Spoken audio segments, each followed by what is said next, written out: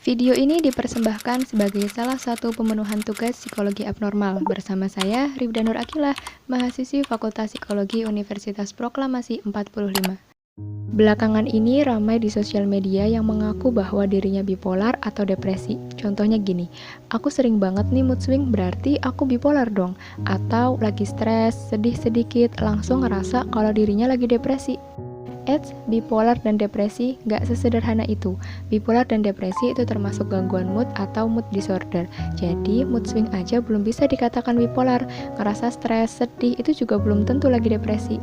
Nah, biar nggak ada kesalahpahaman mengenai bipolar dan depresi, sekarang aku mau mengajak kalian semua untuk menyelami lebih dalam tentang apa itu bipolar dan apa itu depresi. Jadi jangan kemana-mana. Mood adalah kondisi perasaan yang mewarnai kehidupan psikologis kita. Sebagian besar dari kita mengalami perubahan mood.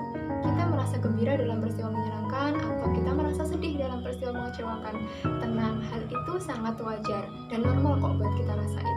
Tapi buat orang-orang dengan gangguan mood itu biasanya akan mengalami perubahan mood yang signifikan parah, ekstrim, bertahan lama, bahkan bisa melumpuhkan kemampuan mereka untuk beraktivitas sehari-hari. Oke, sekarang mari kita mulai pembahasan mengenai jenis-jenis gangguan mood. Sebenarnya apa aja sih yang termasuk dalam gangguan mood? Nah, jawabannya ada dalam DSM-5, bahwa gangguan mood itu digolongkan ke dalam kategori yang terpisah. Yang pertama, ada gangguan depresi dan yang kedua, ada gangguan bipolar. Gangguan depresi disebut juga gangguan unipolar karena hanya berada dalam satu kutub emosi, yaitu kondisi murung, sedih, dan sebagainya. Nah, di gangguan depresi ini tuh ada yang namanya depresi mayor atau depresi berat kronis.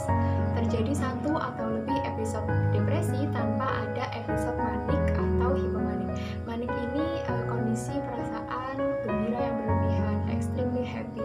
Kalau hipomanik ini lebih ringan daripada manik. Depresi mayor ini melibatkan perubahan yang cukup signifikan baik secara klinis maupun keberfungsian seseorang. Ditandai dengan mood depresi atau mood yang menurun seperti sedih, putus asa, terpuruk, hilang minat, hilang motivasi, hilang rasa senang untuk beraktivitas, dan paling tidak terjadinya itu selama 2 minggu atau lebih. Nah, terus ada lagi nih yang namanya gangguan distimik atau distimia. Orang dengan gangguan distimia ini merasakan spirit buruk atau keterpurukan sepanjang waktu, tetapi tidak mengalami depresi separah depresi mayor tadi. Distimia ini tingkatannya lebih ringan daripada depresi mayor, tapi cukup bertahan lama, bisa sampai bertahun-tahun, dan risiko untuk kambuh lagi itu cukup tinggi. Biasanya orang dengan distimia ini cenderung memiliki perasaan tertekan, dan self-esteem rendah yang terus-menerus itu akan mengganggu pekerjaan dan sosialnya. Nah, tadi kita udah bahas nih soal gangguan depresi. Sekarang kita bakal lanjut ke gangguan bipolar. Gangguan bipolar itu berada dalam dua kutub emosi, jadi dia punya episode depresi sama episode manik. Beberapa orang dengan bipolar mengalami kondisi campur aduk yang ditandai dengan manik dan depresi. Selama kondisi ini, mood seseorang itu bisa dengan cepat bergeser antara manik dan depresi. Kalau di episode manik nih, biasanya bakal ada gejala-gejala seperti extremely happy, euforia yang tidak realistis, menjadi argumentatif, hiperaktif, lebih banyak berbicara dan bicaranya juga cepat, perhatiannya itu mudah teralihkan, rasa percaya diri dan harga diri itu ekstrim banget.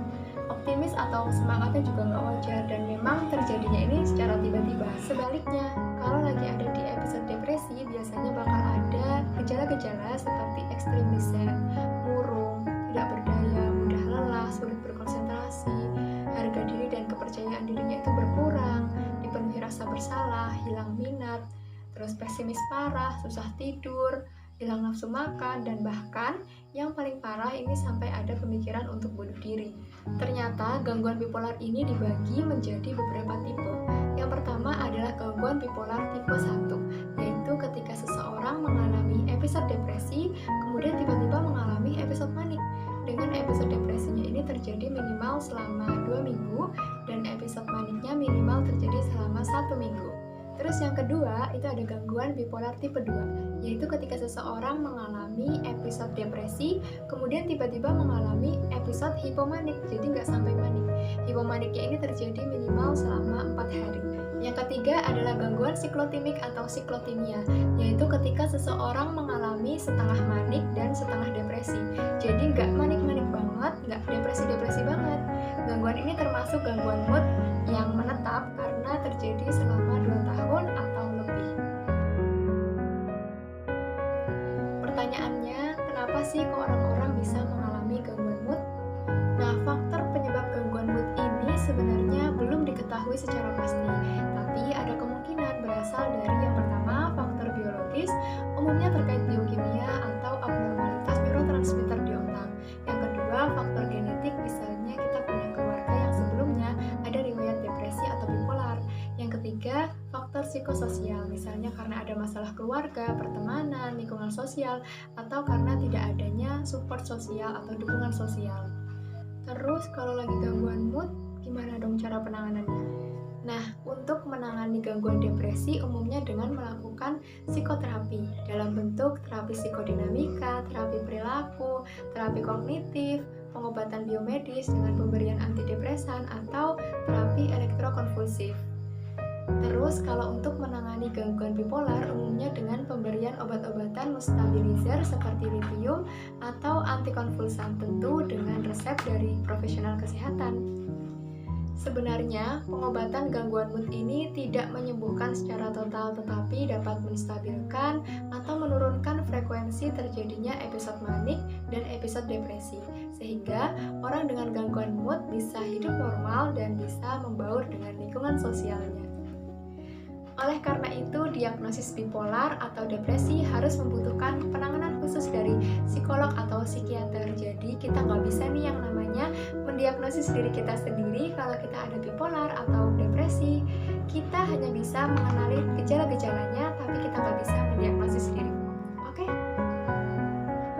Oke teman-teman, sekian dulu video dari saya. Semoga bermanfaat dan sampai jumpa di video selanjutnya. Bye-bye.